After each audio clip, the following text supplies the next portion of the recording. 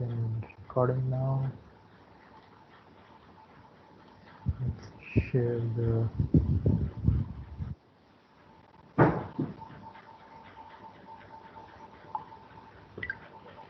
screen.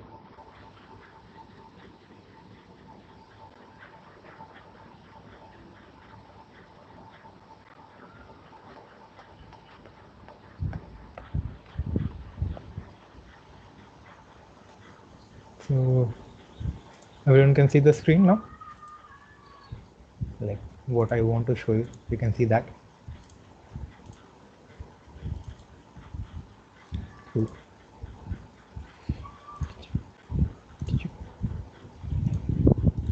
So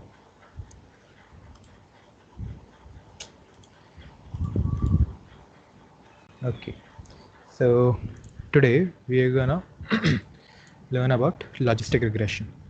So till now, all the regression stuff that you have learned, lasso regression, ridge regression, simple linear regression, multiple linear regression, they all gives us a continuous value that the output y which you get from the regression can be from 0 to infinity. Anything can happen.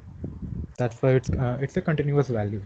But what if our output is a categorical value, that either it's a yes or no answer, or 0 or 1, or true or false, or any categorical value. It can be binary. It's mostly binary, but it can be like classes between A, B, and C, stuff like that. So for that, we cannot use linear regression, because linear regression will always give you the answer from 0 to infinity. So it's always going to oscillate from 0 to infinity, which is not good for us. We need to have our answer from either 0 or 1, or any of the two categories, not a random number between 0 to 1 like 0 0.3, 0 0.4. We don't want that. We need a categorical value. So for that came logistic regression. So logistic regression produces a result in a binary format, which is used to predict the outcome of a categorical dependent variable. And the categorical dependent variables are like 0 or 1, yes or no, true or false, high and low. Currently, I'm going to explain you how logistic regression works if there's only binary classification. Binary classification stands for the output is only two categories, either one or like 0 or 1, true or false, or something like that. Logistic regression also works in multi-class classification. It means you're trying to classify your data in three classes, like class A, B, and C, or A, B, C, D, or in types of what can you say? What kind of which season it is. It can be either of the 6 seasons. So logistic regression works on that also. But currently, I'll explain you how it works in binary classification. So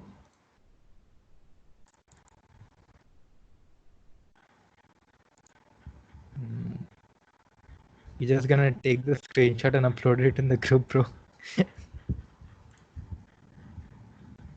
Don't worry, it's recording, so everyone will have it. So logistic regressions, what and why is done. Now we'll go for why we are not using linear regression. Now imagine for any value of x that you're providing, the value of y will be either 0 or either 1. But if you're gonna use this, like if use this data to train our any other regression model, like linear, ridge, lasso, or anything, you'll get some kind of a line, which is gonna value from 0 till infinity. So since our y value is between 0 and 1, the linear line has to be clipped at 0 and 1. It means that the output that we are getting, which is greater than 1, and the output that you're getting, which is less than 0, should be clipped out, because we don't want it.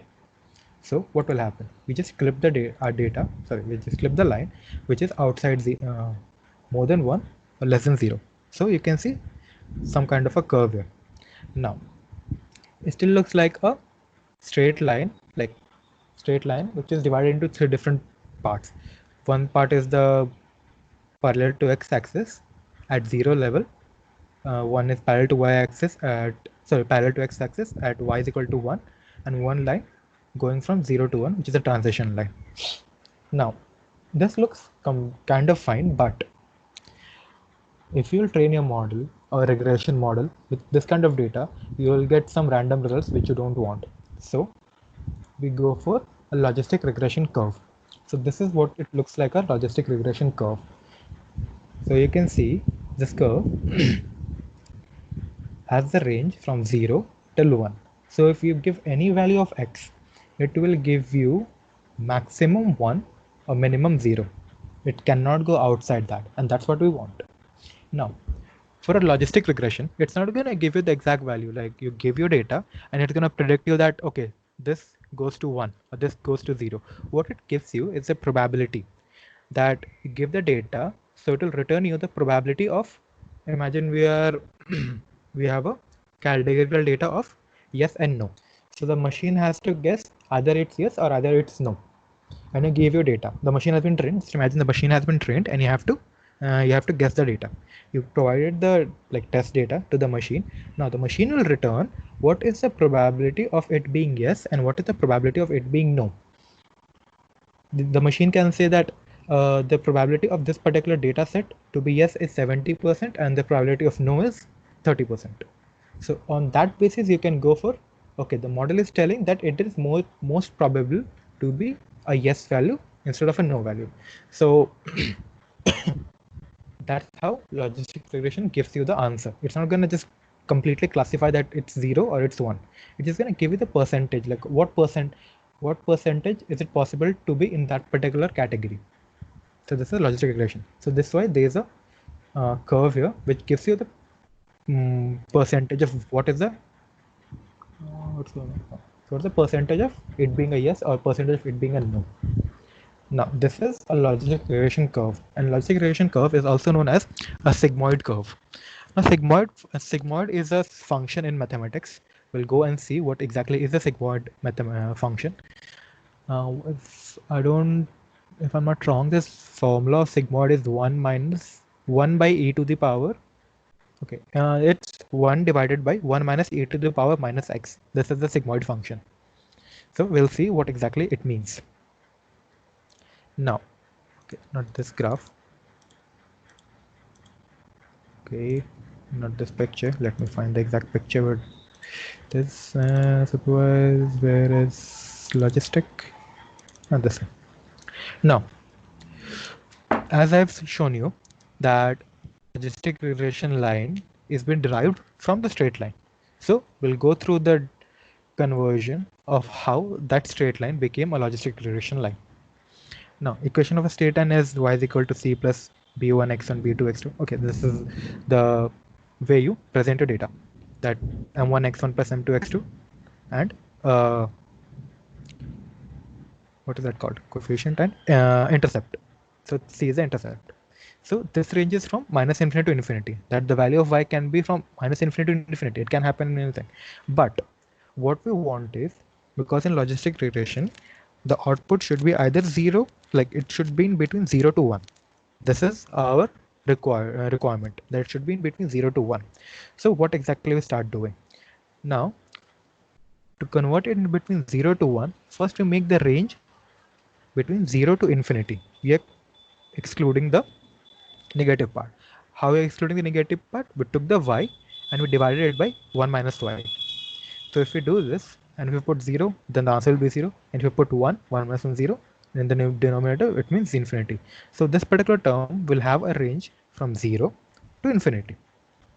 Now, transforming it further to limit its range between 0 to 1, we can use the log function here. You can see the log function has been used.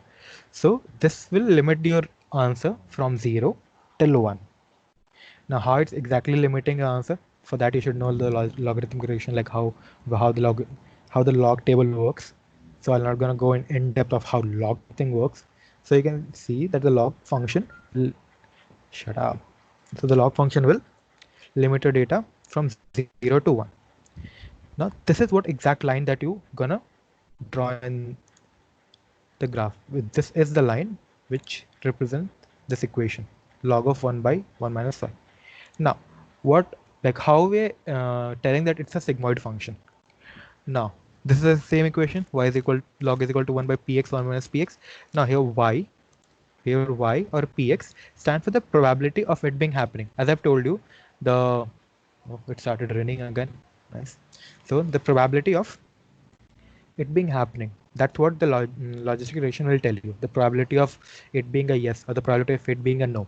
And if you'll see the output, you'll see it's always going to be summation of 1, because if it's the motion is telling that the probability of it being a yes is 70%, then automatically you know that it will tell the probability of it being a no is 30%.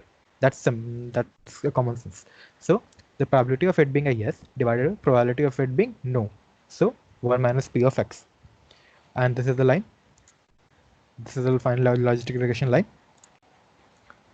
Now, what we do is we exponential the both the sides. So e to the power log of this much, e to the power this much. So e to the power log of this much will give you only this particular function. E and log are what? Inverse relations. So they both will cancel each other. So you'll get only this particular term, p minus p by x by 1 by px. So you'll get this particular equation is equal to this particular equation. Now, just to simplify a bit, just imagine this particular equation, e to the power beta naught plus beta 1 x is y. Then p of x divided by 1 by p of x is y. Now, send the denominator to the right hand side. So p of x is equal to y total of 1 by px. Open the bracket. Sounds playing GTA 6 or something. Or GTA 5, GTA 6 didn't come. Still waiting for that. Now, hold on. Okay, so multiplying y in both the terms, y minus y of p of x. Now, bringing the p of x term in the left hand side. So p of x plus y of p of x is equal to y. Clubbing it together. So p of x is equal to 1 plus y is equal to y. So what will be the p of x? Y divided by 1 plus y.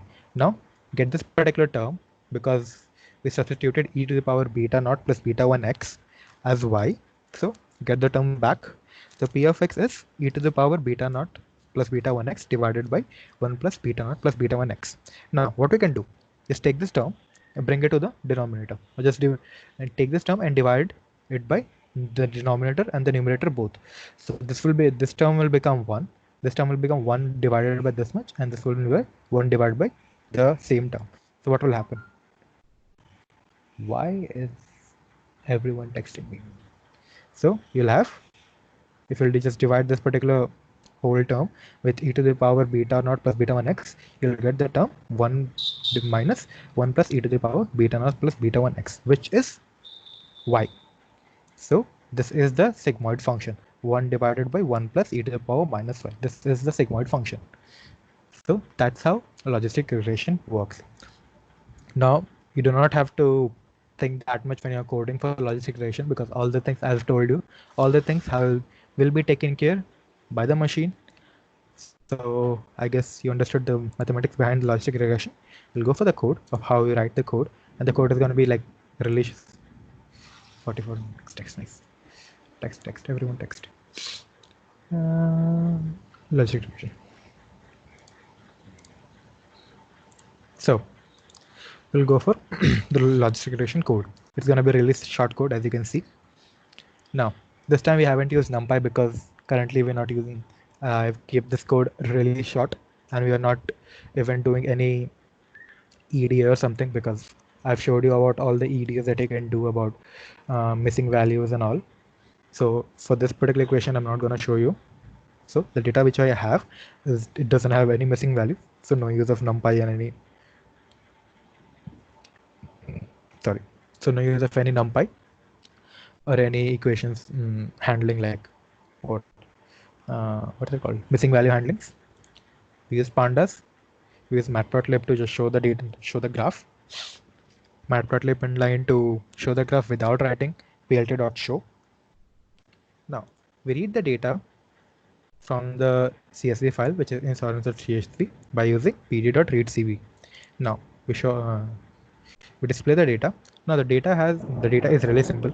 You're not gonna get this kind of data anytime, but just to like make it completely short, I got this data. So it gives you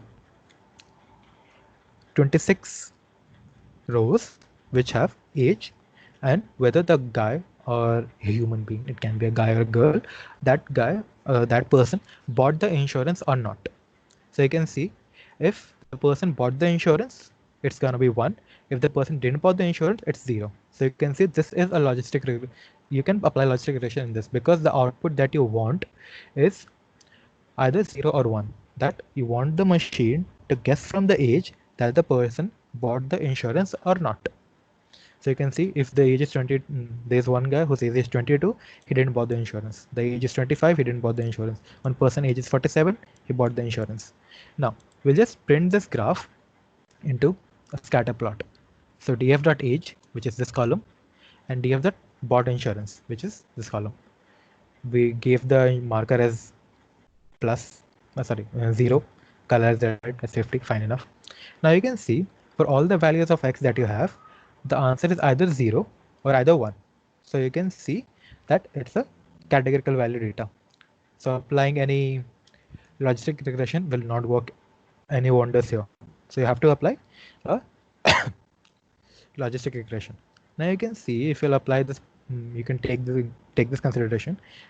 There are some outliers that most of the people who are younger are bound to not take the insurance. As you can just figure out from the data only, that if the guy is younger or if the person is young, he is not taking the insurance. But if the guy or the person is older, he's more likely to take the insurance. There are still some outliers, like the person is 50 or something, but he didn't take the insurance, or the person is some 25, but he still took the insurance. So there are some outliers, but most probably if the age is low, not taking the insurance. If the age is high, they're taking the insurance. So what we take is from sklearn.model selection, we import the train test split. Simple. So we have the x train, x test, y train, and y test, using the train test split to provide the data of age and the df that brought insurance. Now we are taking the train size as 0.9. Why? Because we have only 26 attributes. So we're taking 0.9 as the training set, because we want as much training as possible. If we had like 500 lines or 1000 line, fine enough. 70% of the training is fine enough, or 80% is fine enough. But for now, we are taking 0.9 so that we have at least enough training data there. So we have the x train, x test, y train, and y test. Now from sklearn.linear model, we import the logistic regression function. Now the same thing that we have done in all the previous models. Make an object of the logistic regression. Name is at model. Now model.fit, providing the training data, which is x train and y train. Now the training data has been provided. What do you do? You can see all the parameters that is defaultly selected. You can provide different parameters also, like class, weight, dual. There are so many things. Some of them are model parameters, some of them are hyperparameters. So model fit has been done. Now your model is ready. Now it should guess. Now we take the model.predict function, we provided the test data and predicted the value and saved it in yPredict. Now I'll just show you what is exact test. So X test has 3 attributes. 3 persons, which age is 29, whose age is 60, whose age is 25. What happened? Okay, so there are 3 persons, age is 29, 60 and 25. Now the model.predict probab, like for in what's that called? I forgot.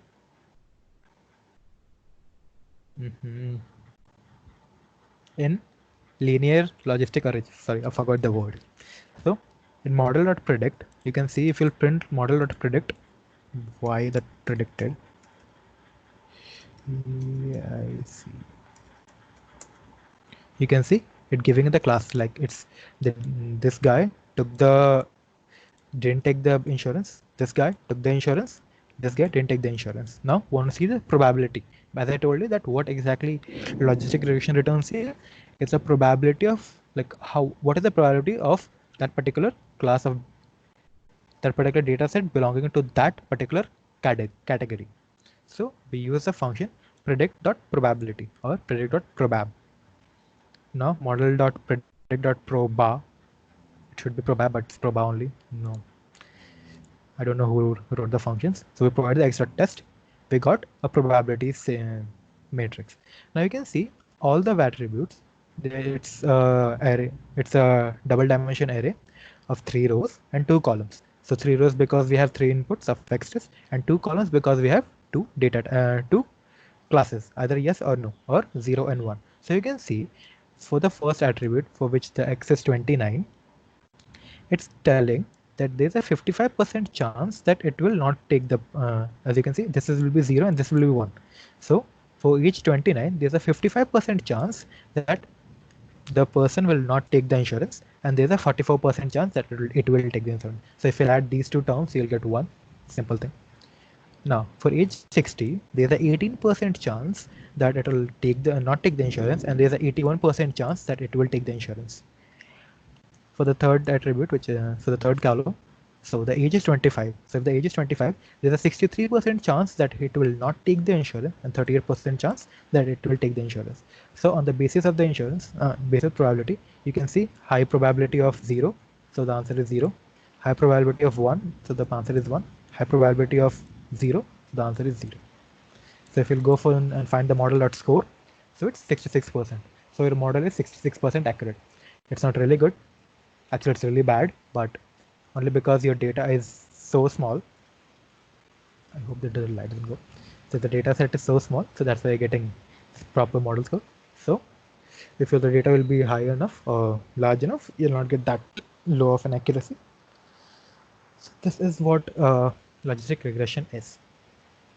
I guess it's a really simple topic today, and because I also have to explain you the project of what exactly you're going to do, so that's why I took logistic regression today.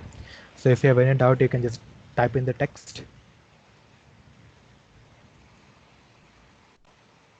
or you can just turn on your microphone and ask. Anything will be fine.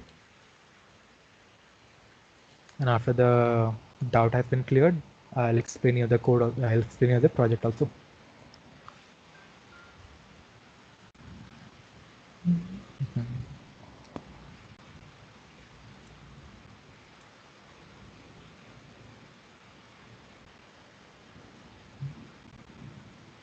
Instead of 0, we can't use any number. You can use anything.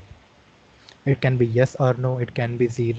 It can be true or false. It can be A, B, C. Anything is fine.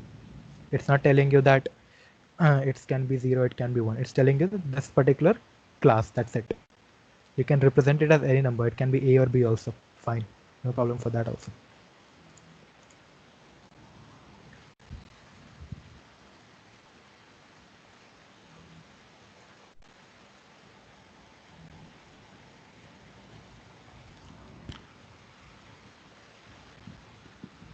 In an array, when we divide, in an array, when did we decide whether the column is in favor of yes? Okay, wait. In an array, when did we decide whether the column is in the favor or yes and a no? I didn't get your question, Ishwar. Can you please repeat, like, explain a bit properly?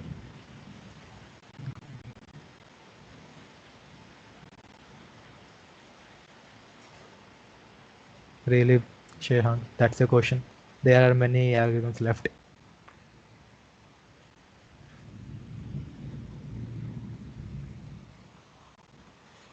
Namely, what can you go for? Naive Bayes, decision tree, random forest. What else? K-means clustering, KNN, hierarchical clustering, DB-scan. I mean, how are we saying that the first column is regarded as insurance has been taken, the second is not? Okay, because when we use the predicted probability, so this particular column tells you that what is the probability of it being 0, the first column. The second column gives you the probability of it being 1, it means taken. So we are for the first input, which is the x test, we are providing the x test. So the first input is 29. So for 29, it's telling there is a 55% chance. You can see the number is 0.55. So it means 55% chance of it being in the category of 0. It means the guy didn't take the insurance. So you can see how the data has been presented. Age and the brought insurance. Brought insurance tells in the data of 0 or 1. 0 means they didn't take the insurance. 1 that they took the insurance. So they're telling, the model is telling that there's a 55% chance of it not taking the insurance, and 44% chance of it taking the insurance. So which is the higher one? 55% chance. So 0. For the second attribute, if it's 60, there's a 18% chance of it can take the insurance and 81% chance that it will not. So what is the highest probability? 81%. So that's why we go for 1. That's how we decide. And it can be like yes or no or any other option also.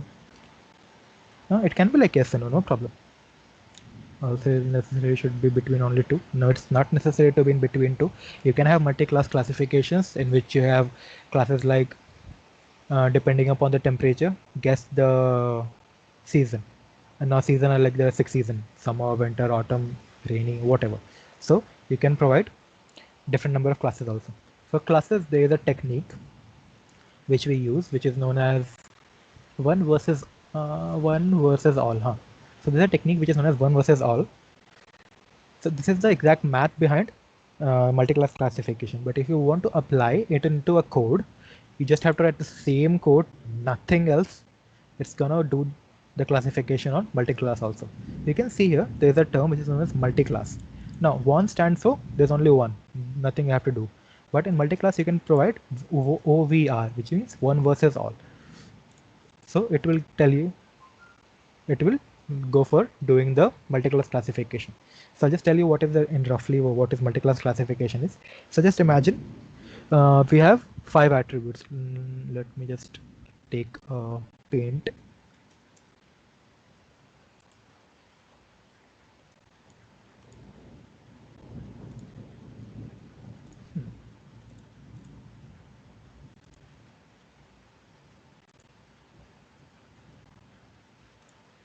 Okay. So I'll tell you how like roughly how one versus all works. So imagine we have 5 column, 5 outputs. Okay, class A, B. Let me just write it here. It can be A, B, C, D, E. So we have 5 different classes. Now, how the machine will work on guessing which one should be the best one. So what happens in one versus all is, so as if you can see there is 5 classes in which the machine has to be divided upon. So what it will do, it will make the logistic regression works 5 times.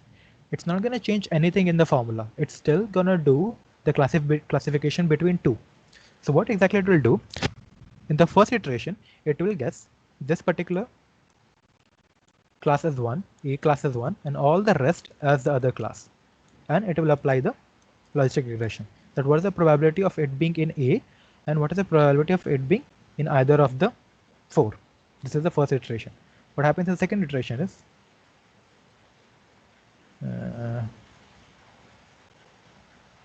in the second iteration what happens is this, what is this? In the second iteration, it will remove B and keep all the other A, C, D and everything. That what it will find. Now the same logistic regression will apply, but this time it will find what is the probability of the data set being in B and what is the probability of the data set being in A, C, D or E. Again, it will do the same thing. It will keep 1 alone and then A, B, E and E. It will take this number of classes. Now this time the logistic regression will try to understand which will have the highest probability. The person that the data set that they're providing, what is the probability of it being in class C and what is the probability of it being in either A, B, D or E. Same thing will happen with D and same thing will happen with E. So each and every time you'll get a probability of the data set being in a particular class. So the first time we left, as the name suggests, OVR is one versus all. So every iteration you are taking one and comparing it to all the other ones. So that's why it's called one versus all. So in each iteration, you'll get a probability of what is the probability of any dataset being in that particular class. So you'll have 5 probabilities, one for A, one for B, one for C, one for D, and one for E. So out of all the things, what the one which will be the highest one will be selected. So imagine it can give like there's a 20% chance of it being in A, 18% chance of it being B, 22% chance of it being C, 20% chance of it being E, and 20% chance of it being in D, and 20% chance of it being E. So you can see there's a high probability of it being in C. So C will get selected. That's how one versus all works. I guess you understood what one versus all is. So we have to write multi-class OVR. Yes. If you don't want, if you'll not write one versus all, it's automatic, because what happens in logistic regression is, if you're providing a data which is only have binomial, sorry, not binomial, binary classification, the default is 1, which is the default one for binary one. But if you provide the multi-class classification, the default automatically will be shifted towards OVR. There's one more technique which I forgot the name of. If you want to use that one, then you have to specifically go and specify the name as I literally forgot what is the name. So specify that, but I don't think anyone uses it. So that's what you can do. So if you even go here and see, maybe I'll remember. Multi-class, multi-class, multi-class, multi-class, multi-class, multi-class, multi-class, multi-class, multi-class, multi-class, multi-class, multi-class. Multinomial. So there's one technique which is known as multinomial. It works on the multinomial functions, or the whole polynomial functions. So optional default is OVR. Now, why default is OVR? If you're not providing any binomial data, if you're not providing any binary data set, then the default will be OVR. But if you're providing a binary data set, it will recognize that, okay, the data set that you've provided is a binary classification, so it will set it as 1. So you do not have to specify and go and specify specifically. Understood? Any other question?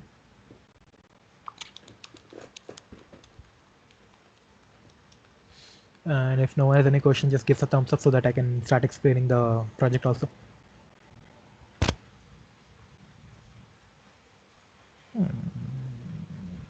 Okay. Cool.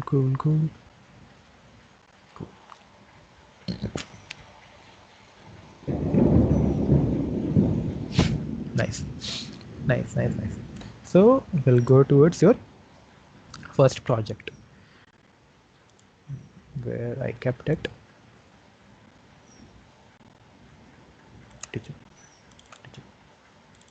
Yeah. So now the first project will be completely on data visualization and how well you're working with NumPy and Pandas. Close this thing. So how well you're working with NumPy and Pandas. So you'll get a data set of a time series. You know the time series data thingy. So you get a data set of the COVID-19 cases. Now what this data set has, for each and every day from 21st of Jan of 2020 till, where is it, till 22nd of March of 2020. So you have what? January, February, March. You have 3 months of data. So you have 3 months of data of how many number of cases which is present in the country at a single day, and you have all the countries in the world, right? Like almost all the countries, unless and until no one knows it. So you have all the countries here and their provinces. So you can see even the both are US, but the different provinces. So you have this data. Understood? Now what exactly you have to do with this data? What I want you to do is, first try to find out for which all date more than 70% of the countries are corona free. So as you can see, 21st of Jan of 2020, there's so many countries like Australia, 0 cases, United Arab, 0 cases, Philippines, 0 cases, India, 0 cases, Italy, 0 cases.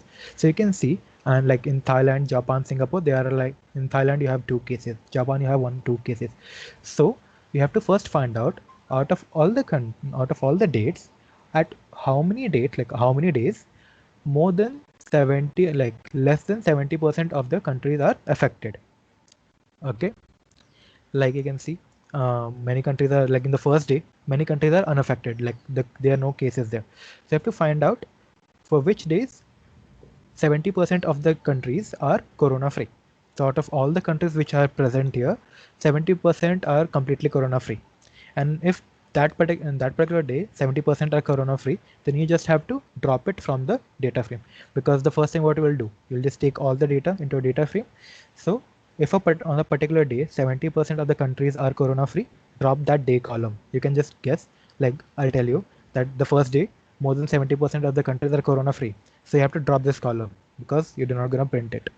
So you have to check for all the 3 months, which all days more than 70% of the countries are corona free, and if they are, drop the column. Now after all the dropping has been done, for this dropping thing you have to use NumPy, pandas and the functions. So this is for that. Now if the dropping is done, what exactly you have to do? You have to print 3 graphs. I guess what happened at logistic, Python basics. So you have to print. So you have to print 3 graphs. So you have to print a graph of telling the number of cases at the end of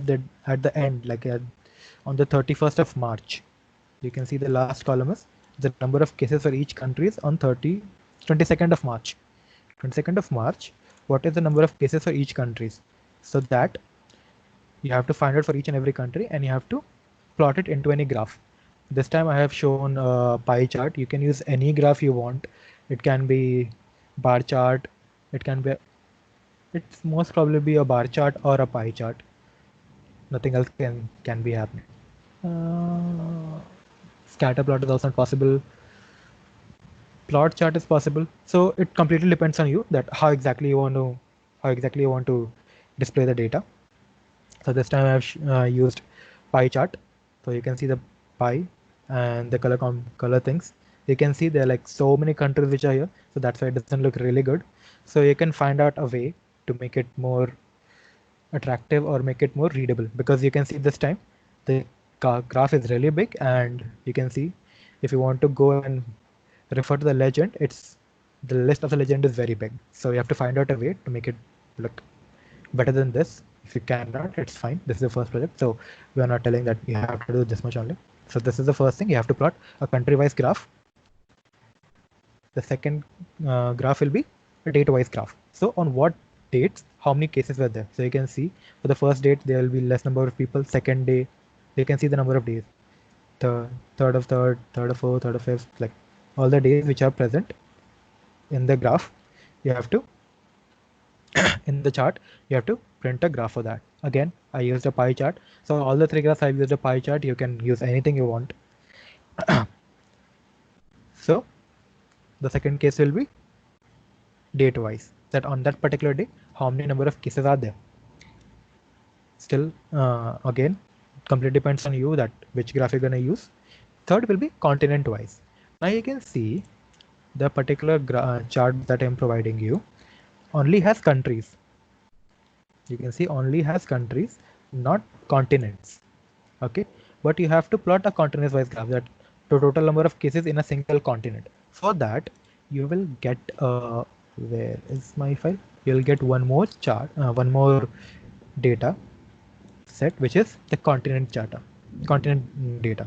So for each and every country which is present in this list, so for each and every country which is present in the list, you will find that list in this particular column country and in which continent it belongs. So you can see Algeria, Angola, Benin, whatever the name of the countries are, they are in Africa, the number of countries which are in Asia, in Europe.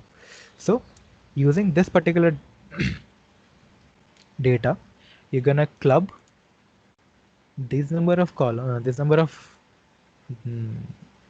countries into continent, and then plot the graph of number of confirmed case on the basis of continents. So you can see Asia has this much, North America has this, which color? North America has this much, which is red. Europe has this much. So you can see how you have to present. Now one thing, for date and continent, you have to print the total number of cases. Now the total number of cases you'll find in the last column, like on 32nd of March, what is the total number of cases for the country. So you have to print this graph, refer this data. Don't go and try adding for each and every day. It's not a separate for each and every day, that on first we have one graph, like on first day we have one people, on second day we have one. It's not like that. It's a continuous time series. It means first day we have two, second day one more case came, so total is three. Third day two more case came, so the total is five. So it's a continuous time series data. It's not a single, like for one day how many different or new case came. It's a time series data. So you do not have to go and add for each and every day to find the total number. It means the last column will be the total for each and every day previous to that. So this is the thing that you have to do. If you have any doubt with the project, you can ask me. I'll also post the whole what exactly I have to do in the project in the group, a written statement with the data set. So if you have any doubt, you can just ask now.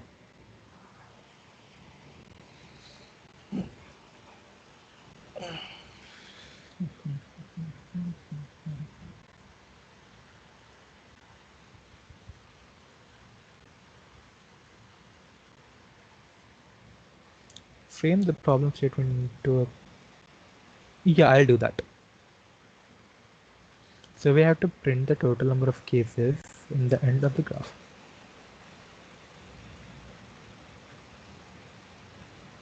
I didn't understand what exactly you are trying to say.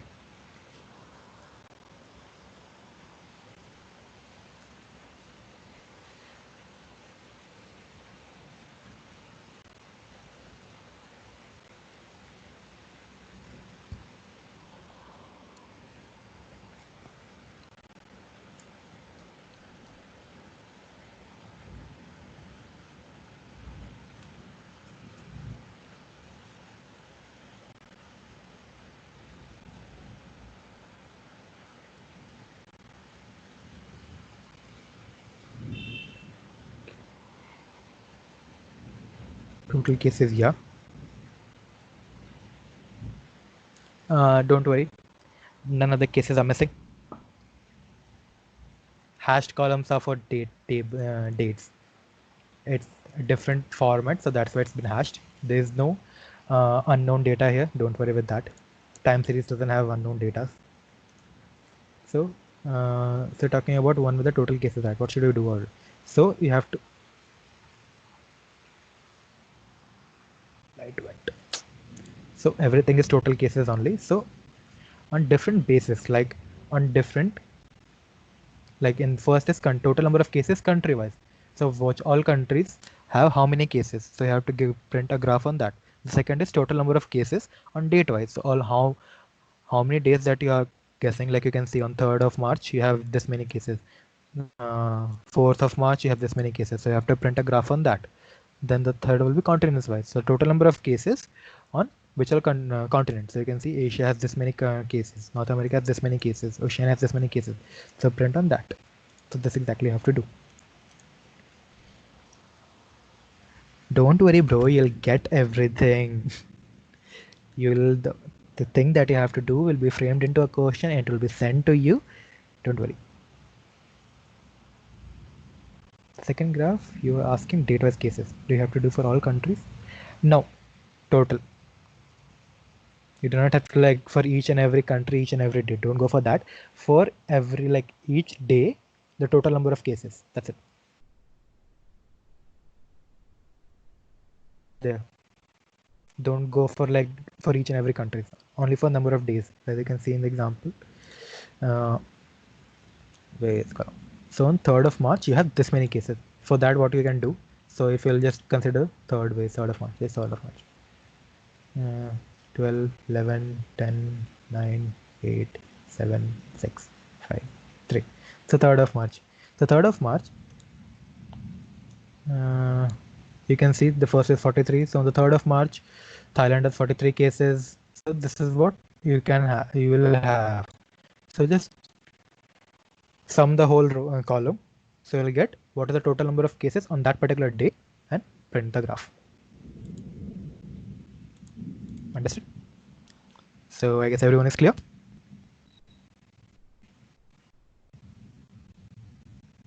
If everything is clear, then again a thumbs up. Cool. So no problem with the deadlines. I was thinking to give you a deadline of like 3 to 4 days, but it's fine. Yeah, the deadline is indefinite. Till the next time, I'll tell you when to submit. No, okay. On the thing of how to submit is make a sorry, not a Google repository, a GitHub repository, and keep all your codes which I have done in the repository. And please use Colab or Jupyter because only in that you'll have the output also. I don't want to like download the code and run it again because of the environment issue. It can like fail also. So upload the code and use the GitHub. Sorry, use the Colab or GitHub and upload. Use the Colab. Sorry, hold on. I'm mixing up stuff. So use Colab or Jupyter and upload it on GitHub and keep the link ready. So when I'll ask you for the link, you can submit. Cool. No, I'm not like mixing up stuff. And anything else? Anything else? So I haven't exactly decided on how much time I should give you because in the starting I thought like in the previous patch I only gave 3 days, but in this patch there are more number of people who are not familiar with Python, so I don't want to like make them rush a bit more. So you have at least 1 week time. So till next week, like next week Friday or whenever, I'll give you the second project. You have the time to complete the first project. I'll forward like in 1 or 2 days. I'll forward a Google form in which you just have to write your name and the GitHub link of your code. And whenever you're done, just fill the form so that we can evaluate the code. And I guess like roughly you have a time of 1 week. And don't worry, if there'll be a specific deadline, I'll tell you prior to that. So everyone is cool. If anyone has any problem, you can like in the code also or in the project. If you have any problem, text it in the group so that even everyone can know like what all problems that you're facing, so that even I can help you or the other people who are there can help you all as well.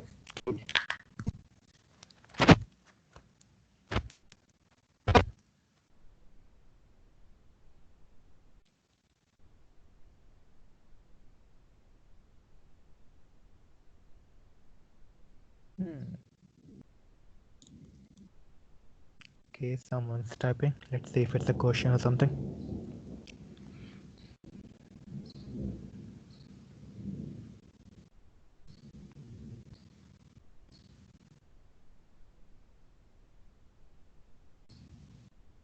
You are not typing. Shit.